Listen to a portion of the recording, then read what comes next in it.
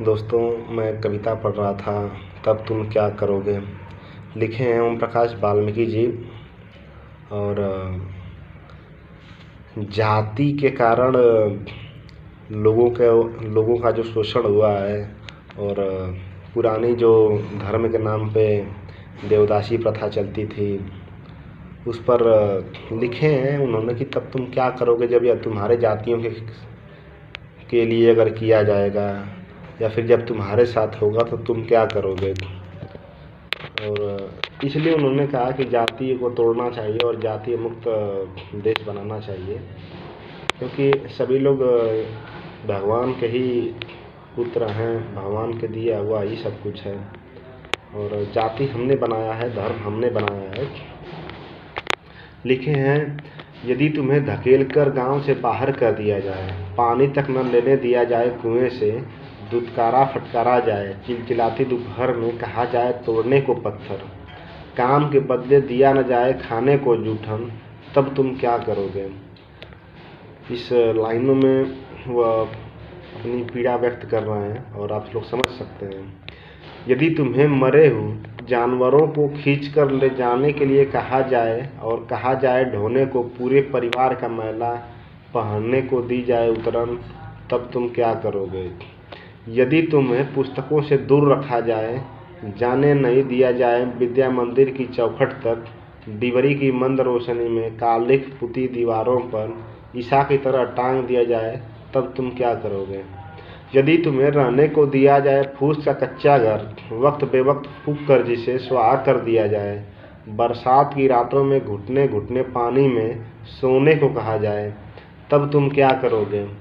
यदि तुम्हें नदी के तेज बहाव में उल्टा बहना पड़े, दर्द का दरवाज़ा खोलकर भूख से जूझना पड़े, भोजन भेजना पड़े नई नवेली दुल्हन को पहली रात ठाकुर की हवेली, तब तुम क्या करोगे। यदि तुम्हें अपने ही देश में नकार दिया जाए, मानकर बंधुआ छीन लिए जाए अधिकार सभी, जला दी जाए समूची सभ्यता तुम्हारी, नोच नोच कर फेंक दिए जाएं गौरवमय इतिहास के पृष्ठ तुम्हारे, तब तुम क्या करोगे। यदि तुम्हें वोट डालने से रोका जाए, कर दिया जाए लहूलुहान, पीट पीट कर लोकतंत्र के नाम पर कदम कदम पर याद दिलाया जाए जाति का ओछापन, दुर्गंध भरा हो जीवन, हाथ में पड़ गए हो छाले, फिर भी कहा जाए खोदो नदी नाले, तब तुम क्या करोगे। यदि तुम्हें सरेआम बेइज्जत किया जाए, छीन ली जाए सारी संपत्ति तुम्हारी, धर्म के नाम पर कहा जाए बनने के उदेवदासी, तुम्हारी स्त्रियों को कराई जाए उनसे वेश्यावृत्ति, तब तुम क्या करोगे।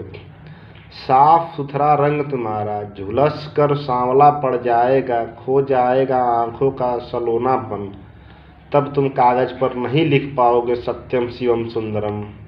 देवी देवताओं के वंशज तुम हो जाओगे लूले लंगड़े और अपाहिज, जो जीना पड़ जाए युगों युगों तक मेरी तरह, तब तुम क्या करोगे।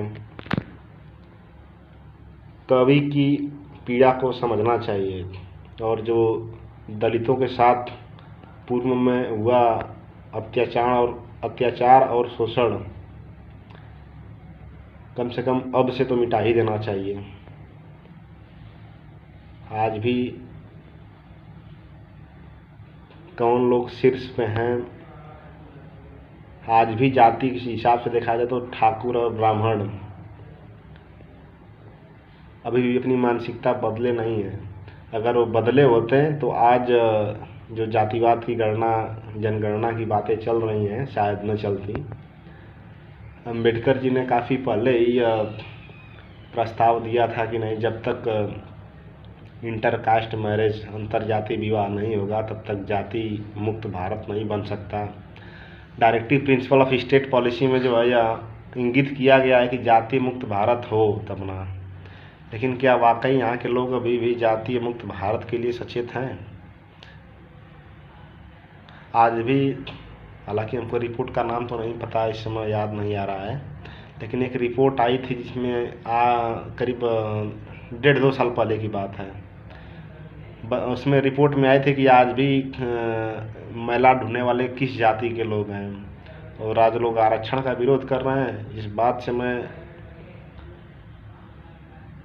पूरी तरह सहमत हूँ कि जब तक जातीय रहेगी तब तक जाति पर आधारित आरक्षण रहेगा, क्योंकि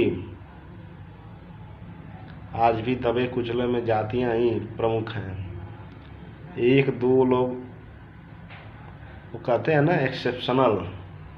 एक्सेप्शनल में ऊपर वो उठ गए हैं, तो उनके नाम लेकर जो है आप जाति के आधार पे जो रिजर्वेशन है उसको ख़त्म करने की मांग करते हैं। ये गलत बात है। आप पहले सचेत होइए। और रिजर्वेशन क्यों दिया गया है? मेन स्ट्रीम में लाने के लिए। मेन स्ट्रीम का मतलब आपको नहीं पता है। अगर आप सबसे पहले राम मनोहर लोहिया जी ने यह वाक्य दिया था कि आप जो है जाति सूचक शब्द अपने नाम में न लगाया जाए, लेकिन आप अगर गर्व के साथ सिंह लगाएंगे और गर्व के साथ यादव लगाएंगे, गर्व के साथ कुमार लगाएंगे, गर्व के साथ आप जायसवाल लगाएंगे, रघुवंशी यदुवंशी लगाएंगे, तो जातीय मुक्त भारत का सपना तो अधूरा रह जाएगा और ये अपने में ही हम लोग लड़ते रह जाएंगे। और फिर अगर लड़ते ही रह जाएंगे तो भविष्य में फिर हो सकता है कि कोई दूसरा हम पे राज करे। आज भी वेस्टर्न कल्चर राज कर रहा है, वेस्टर्न कंट्री राज कर रही है। कल्चर तो नहीं कह सकते, क्योंकि वेस्टर्न कल्चर ने काफ़ी आज़ादी यहाँ दिलवाई है, लेकिन वेस्टर्न कंट्री आज भी राज कर रही हैं आईटी सेक्टर के माध्यम से। भारत ने क्या खोजा है? कुछ नहीं खोजा है। क्या खोजा है? अरे आदिकाल में हमने जीरो खोजा था। आधुनिक भारत हुआ है जब से, तब से आईटी सेक्टर में जो है हमने क्या खोजा है नया? सब तो एडॉप्ट किए हैं दूसरों से। कारण है केवल जाति और धर्म।